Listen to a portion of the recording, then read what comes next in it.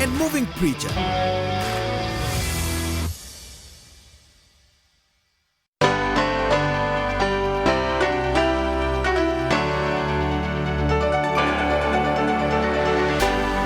UBC, inspiring Uganda.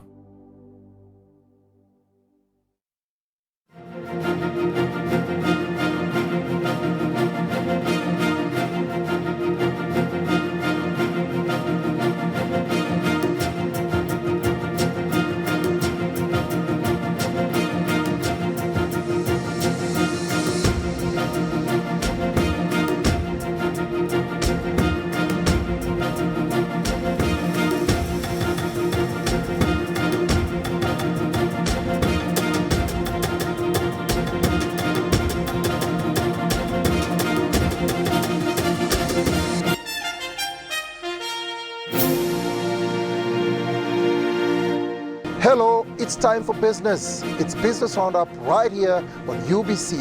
I'm your host, Dennis Ikoa. As usual, we take you through the trending business stories of the week and insightful news features.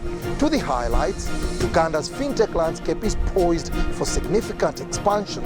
Conservationist Dr. Gladys Kalema Zikusoka unveils a memoir on her life protecting the critically endangered mountain gorillas. Dr. Raymond Gilpin, UNDP Africa Chief Economist, speaks to BRU on raising the capacity of African economies. And last but not least, public transport sector players heighten security in the wake of terror alert. For this and more, stay tuned. It's 30 minutes of real business. To our first story of the night, Dr. Gladys Kalema Zikusoka, Uganda's first wildlife veterinary doctor, unveiled a memoir on her life protecting the critically endangered mountain gorillas. In her memoir, Dr. Kalema highlights the importance of conserving gorillas and the dangers posed by human encroachment on wildlife habitats. Salata Muge has the details. Walking with Gorillas, the Journey of an African Wildlife Vet, is a memoir unveiled by Dr. Gladys Kalema Zikusoka, the founder of an indigenous non-government organization, Conservation Through Public Health. When I started out in the wildlife veterinary field, there were hardly any women. And so that was an interesting experience. And actually, people used to ask me, are you taken seriously as a woman? And I used to say, yes, I am. I never really used to notice it. Yeah. And I guess maybe because I was bringing a unique skill to the table at the Uganda National Park, became Uganda Wildlife Authority, being their first vet. Everybody really respected me. I remember when one time my mom dropped me off and the ranger saluted to me, and my mom was like, hey, they're saluting to my daughter. But that's the hierarchy at Uganda Wildlife Authority. Dr. Gladys, Uganda's first wildlife veterinarian, tells the remarkable story of her life protecting the critically endangered mountain gorillas in Bwindi Impenetrable National Park. Her efforts geared at protecting human beings' closest relative have been lauded within Uganda and across the globe. She's a national treasure, and there are so many things to be gained from her memoir, from her life stories and her work. The importance of conservation and what it means to a country's development, the intersection between animal health and human health, and how we all can play a role in safeguarding Uganda's biodiversity for health, for economic development, and for future generations to enjoy. So, and then also her book is a good lesson about perseverance, about following your dreams, and certainly about the important role that women can play in fields that historically have been dominated by men. We should all congratulate Gladys for her outstanding vision and courage and determination to continue with her gorilla conservation work despite the many challenges she and her colleagues have faced. Gladys has created a unique career based on her love of wildlife. Gladys has quite rightly received global recognition of her work, and she has collected many awards along the way. Preserving our natural world, protecting its wildlife, helping community to coexist in harmony with nature is one of our biggest challenges of our time, and it's a shared responsibility. Public sector stakeholders in attendance emphasized the importance of her memoir in marketing destination Uganda and enhancing wildlife conservation. Brand Dr. Gladys Kalema is a sub-brand of Explore Uganda, the Pearl of Africa, and you have been one of the great ambassadors of Uganda. You have sold Uganda. Just talking about the life in Uganda. There are those who want to just come and see Uganda because of what they have read. Then there is the other aspect of what I talked about. When we are talking health of animals, let's not forget human health, let's not forget livestock. And these three, the wildlife, the humans, and the livestock are in an environment. So we take the One Health approach. That's what we call it. Dr. Ziksoka's career-defining moment came when she discovered over a decade ago that gorillas were suffering some diseases that had been contracted as a result of human contact. Because when we visit them, we can easily make them sick. And so disease from the communities when they go outside the park to eat people's banana plants because their habitat is so encroached on, or from the tourists themselves who are coming to see them. They can bring a fatal flu from the aeroplane. So those are the two biggest threats to the gorillas, habitat loss and disease. Thus, she became a strong voice in Uganda to advocate a One Health approach that is now operating in many parts of the world.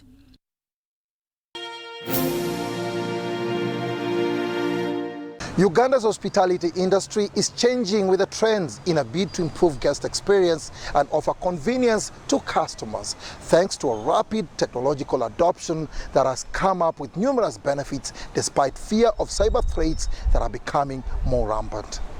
Take a look. The hospitality industry in Uganda is going digital, and credit goes to the global technological advancements and partnerships that offer convenience and improve guest experience. There are numerous benefits that technology has brought to the hospitality industry, and this can be attested by sector players such as Fairway Hotel in Kampala. So maybe the COVID also brought more reasons as to why you should opt for technology options. So a person can actually pay without even seeing you. So it's smooth. We make it simple. You can just swipe at the end of the stay, or you pay prior to your stay. You don't have to use any cash. So it's simpler because they don't know the currency. We are limiting all chances of cheating them, everything. So even the meals, when they're here, they don't need cash. They can post it to their room. We have what we call the easy system. Paperless transactions are encouraged in a bid to improve guest experience, increase efficiency, reduce physical contact between the hotel staff and clients, in addition to lowering staff workload. The new technologies that are steadily gaining headway in Uganda's hospitality industry include contactless payments, mobile-enabled check-ins, and the Internet of Things. We have this manual one for people who come directly to our offices in Kampala. However, we also have the online platform. There is a link that we share with our customers whenever they're in different countries. They are the ones that they mostly use that link. So this link, when you share it, it will just request for your account details. You let know the amount of money that you want to transfer to our account. You put it in, then you confirm using your PIN. When you confirm that, the money will reflect directly on our account. Most of when you're using this machine, you just need your Visa card. When you get your Visa card, you insert it in, or you can just swipe in, or you can just tap it over on the top. Or when you tap it on the top, you just select the currency. Right now we're using two currencies, that's the USD and then the UGX. When you use those currencies, you select the currency that you want to use. For the case of Fairway Hotel, their collaboration with PesaPal, an online payment gateway, has been a game changer. Well, it helps to ease also the check-in process, that when you get to the hotel, you don't have to spend a lot of time at the desk doing the check-in process. You'll have already paid everything, and you just come and collect your key card and go to your room, yeah? When you have to pay for a conference space, to avoid all this back and forth with staff of, give me my invoice, let me do this, you'll have cleared everything, and when you're done, you're just good to go. So, although some business owners see technology adoption as an additional expense, which is not worth to invest in, experts think otherwise. The idea is that even now, if you say you can be able to offer a product X, somebody would have to first go digital or else online and check what do you offer in the market. Once they have seen what you are offer, then they can be able to contact you or else come to your shop. So there is a big market potential you can reach by going digital. And you have seen some of these enterprises, especially in when we did our study, which was focusing on how on the impacts of COVID-19 on MSMEs. We are trying to see how some of these enterprises that are going digital, what kind of opportunities they are already tapping into. So generally, we realize that there is already a trend. There is enterprises have picked up, and most of the enterprises are trying to cope up with the future challenges here, accessing gadgets, the internet costs. But by and large, we see that there is that kind of positive appreciation of e-commerce, and most of the enterprises are going digital. Despite the steady adoption of technology across board, there are challenges that are increasingly being faced. These include cybersecurity threats, skills gap, data protection and privacy, cost of internet, and last but not least, poor connectivity. Dennis Thigoa and Charlotte Amuge for UBC Business.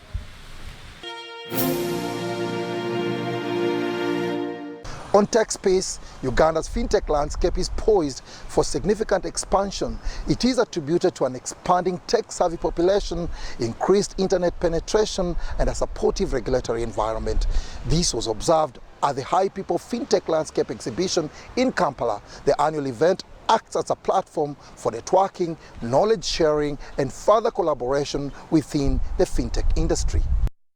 High People's Fintech Landscape Exhibition aims to showcase Uganda's remarkable journey in financial technology and celebrate the profound impact of fintech in fostering financial inclusion throughout the country. We also promise to keep making rules and policies that help better the environment for the startups, financial technology companies, and digital financial services across the economy. The exhibition is a culmination of a remarkable initiative called 40 Days, 40 Fintechs. This public engagement campaign provided a platform for showcasing 43 innovative fintech companies. These companies have played a pivotal role in transforming Uganda's fintech space and have been instrumental in driving financial inclusion and digital transformation. We are very excited about seeing a lot of fruits happening as a result of continuous advocacy, as a result of setting a number of examples that help many users, innovators, regulators, and all the other players get to speed in making sure that we work in ways that help all of us as players in the economy maximize our digital dividend. By leveraging fintech, innovators in Uganda have enabled faster and more secure transactions, expanded access to mobile banking, and encouraged the adoption of digital payment systems. I would advise any innovator coming into our space to, one, understand who they are coming to look for. Because you see, like for us, we have specifically narrowed down our targets to this corporate worker who has an emergency. But there is an opportunity in this Chikugo guy who makes 20,000, 50,000, 30,000 every day, but whenever they have emergencies, no one gives them money because they don't have their earnings documented, and even they themselves, they don't know how the month is going to go. If we're to speak from an African point of view, a lot of the technologies we use, a lot of the products that we reproduce have come from a certain setting. They are built to deal with a middle class that is urbanized, that is salaried, that gets their money through. Their money comes electronically. So the money starts in the bank. Here, most money doesn't start in the bank. So all of our competition is cash. Everyone here will talk about we're trying to digitize, but we're trying to digitize someone who has cash. As a Ugandan, I can never leave my home without cash. Looking ahead, industry experts predict continued growth in Uganda's fintech sector. With a burgeoning tech-savvy population, increased internet penetration, and a supportive regulatory environment, the fintech industry is poised for significant expansion. I remember myself sometime in 2009, I wrote to the late Professor Emmanuel Tumusibe Mtebire, who was the governor of the Bank of Uganda, because I'd walked to 13 banks looking for a loan, and I couldn't get one to buy computers for high people. So because I got angry, I had to write to him and express my discomfort with the banking system. even getting a loan of 50,000 shillings was as hard as wanting to share a river with someone. Today, the landscape has changed. Anyone, based on how they use their phones, I mean, recently in Kenya, Safaricom created a new product that allows people to buy food using their airtime. I mean, that is how far we've gone. We're speaking about hundreds of millions of people that can now get loans. Charlotte Amuge and Dennis Igoa for UBC Business.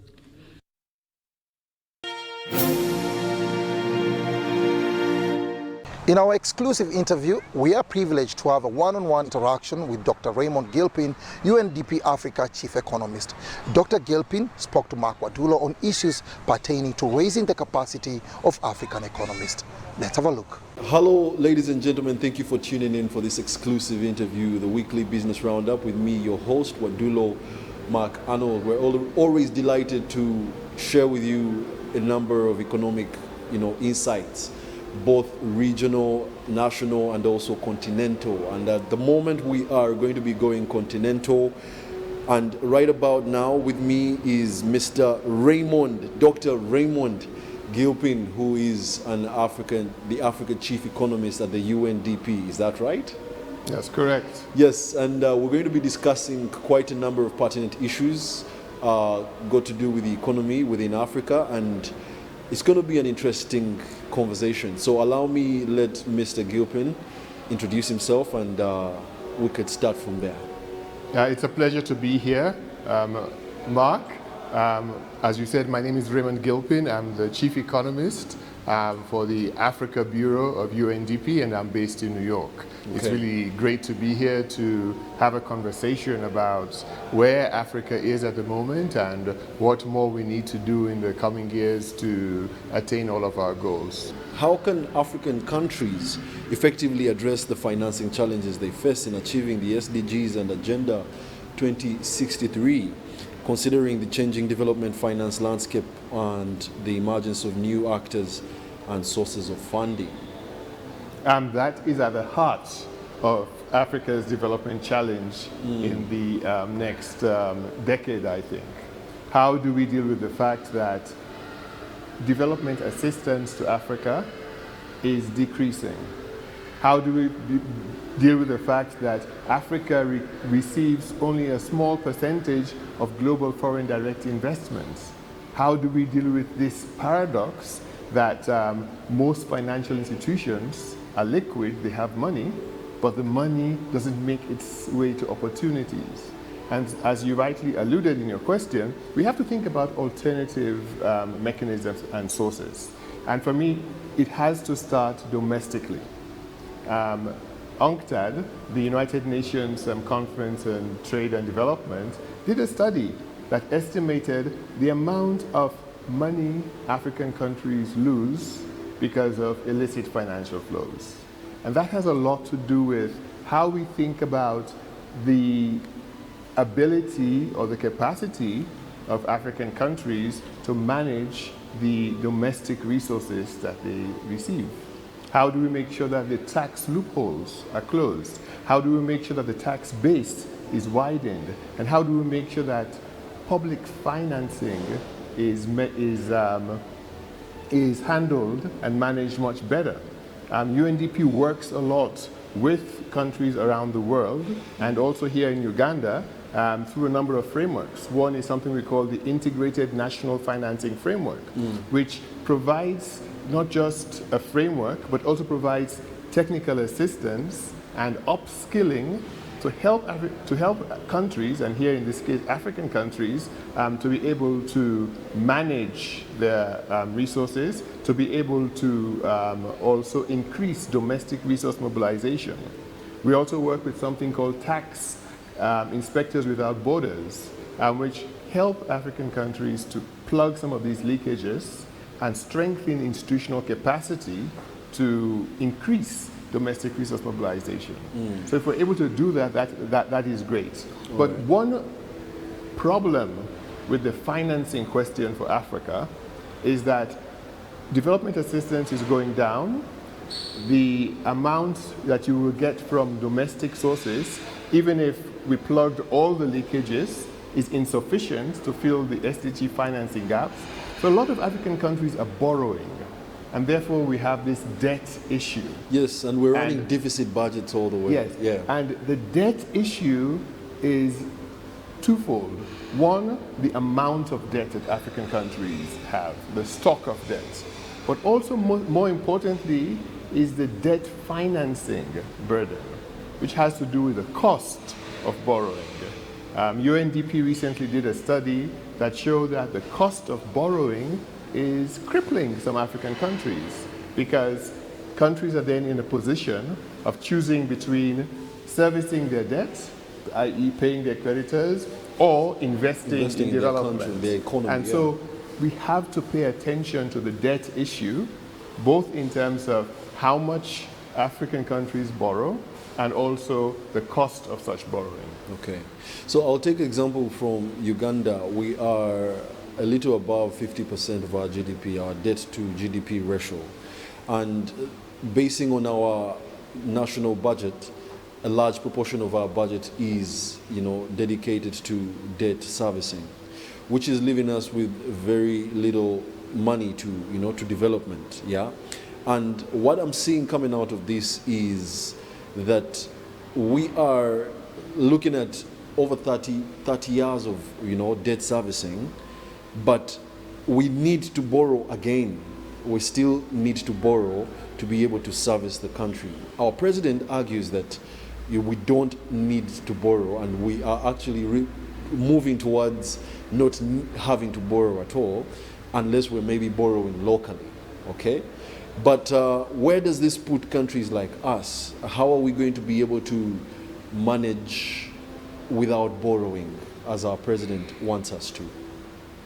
The issue about financing sustainable development goals, some work has been done about what the financing gap is, i.e. the gap between what countries have identified or they've been able to collect to finance and how much they actually need to finance.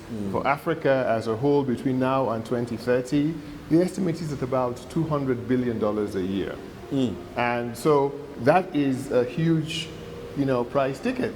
And how African countries get around this challenge of we need these investments now, and we are short in terms of our ability to generate and also in our ability to identify alternative sources becomes a challenge. But for me, I think part of the discussion has got to be, how do we have a debt management strategy so that if you do borrow, that borrowing is actually going where it needs to go, so that you're able to have the investments in people, you're able to provide liquidity and credits where it's needed, and you're able to invest in the future. Concrete actions are needed in order to promote alternative dispute resolution process and in turn position Uganda as an attractive destination for arbitration. We have an insight on how ADR works in this episode. The National Summit on Alternative Dispute Resolution was convened to address key challenges and opportunities in the field of ADR, with a specific focus on transforming Uganda into an attractive destination for arbitration dispute resolution. Attended by various stakeholders from the legal sector, financial sector, among others, it facilitated the exchange of ideas, best practices and innovative solutions to promote an undertaking of the role of conflict management, mediation and conciliation in sustainable development. Modern system of justice has many lessons to learn and replicate from the African concept of justice. These systems related to the people daily and appreciated their need for fairness. We are therefore gathered here not to tell our courts that we want to bring a substitute system. We are simply asking the courts that, in line with our constitution, allow the people to participate in the resolution of disputes. Uganda Bankers Association, a co-host of the summit, underscored the need for promoting ADR. According to the association, alternative dispute resolution has numerous justifications and benefits, since it not only supplements the existing justice system, but it is a fast, cost-efficient and less acrimonious alternative. There are lots of changes happening. As a matter of fact, ADR comes at the best stage now because not everything has to go to court. Things can be solved outside the court, cut the losses and continue doing business. So it couldn't have come at a better time, and it will affect the new products coming, the existing ones, and various services across the industry. ADR actually has always been in place. It's just that right now we're giving it the limelight that it deserves. We're taking advantage of the fact that the rest of the world has embraced the African way of resolving disputes, so we should not be left behind, yet we are the originators of ADR. It is also crucial for this country to develop a national ADR policy that will give important direction both on matters concerning ADR in general and on the appointment and accreditation of ADR practitioners in particular. Stakeholders argue that ADR is key in building confidence and de-risking investment across various sectors. Arbitration is less formal than going to court.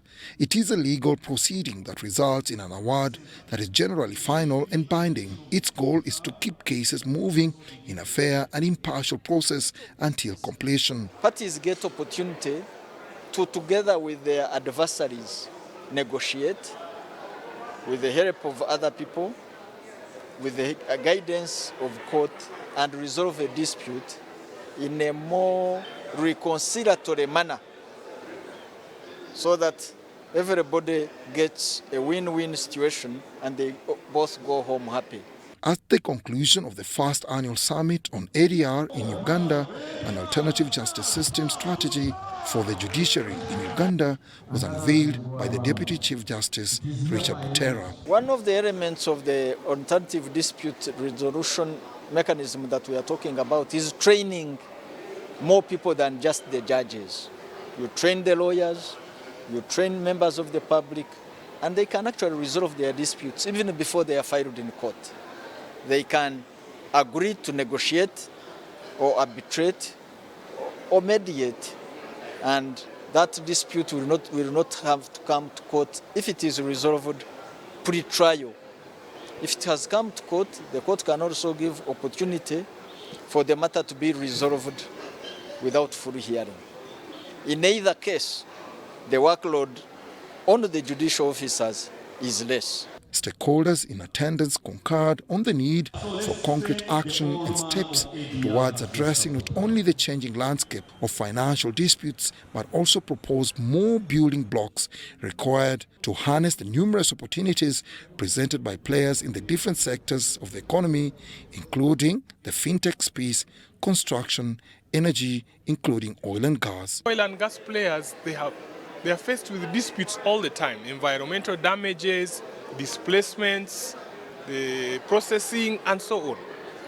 This is the best route for them because then they don't have to spend time and lock money in courts. It is better to sort them out of court, sit around the table. Same with the telecoms. Lawyers should be able to buy in because, of course, there will be business. Even within ADR, there is still business. And it doesn't necessarily mean that it's only litigation that brings businesses to the lawyers. So within ADR, there's a lot of business to do. And therefore, they should not differ from this process. As this process is being incorporated, the client will always be available to ADR and also to litigation. Dennis Sikoa and Rebecca Kenyana for UBC Business.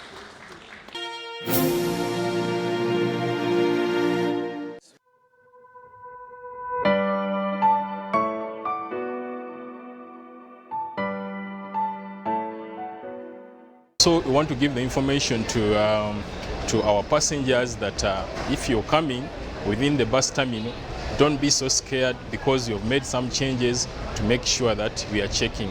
If you find some officers at our gates trying to check your bags or opening your stuff, just be polite to them because of the security issues around the terminal. And also to people who are coming from other countries, we have made some changes for the buses which are coming from, let me say, from Kenya, Burundi, Sudan, and Congo. If a bus reaches the terminal here, there is some small communication which they are making. Actually, we had communicated to the bus operators which are crossing the borders that once the bus reaches here, we have to open